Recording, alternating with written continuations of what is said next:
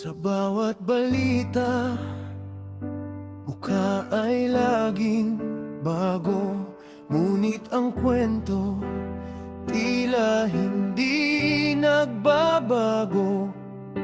Pangakong napako sa gitna ng kalsada, habang ang bulsa ng ilan ay umaapaw na. Saan napunta ang pawis ng manggagawa? Bakit ang Juan de la Cruz laging nakatunganga? Ang sistemang bulok, tila isang lason, nilalamon ng dangal ng bawat henerasyon. Habang ang katotohanan ay pilit na binubura, tayo ang nagbabayad sa kanilang maling gawa.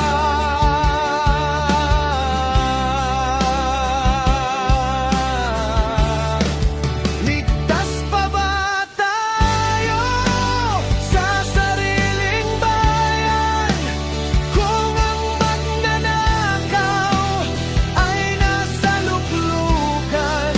Ligtas pa ba ang bukas ng ating mga anak kung ang kaban ng bayan ay unti-unting winawarak? Katarungan ba ay para lang sa may pera? Pilipinas kong mahal, may pag-asa pa ba?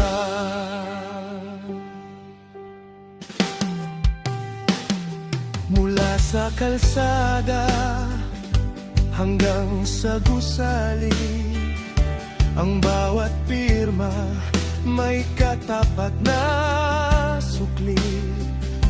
Serbisyong nararapat, nagiging limos na lang, habang ang mga buwaya busog sa pagkukulang. Ang ospital ay kulang, paaralan ay sira, pero ang mga mansyon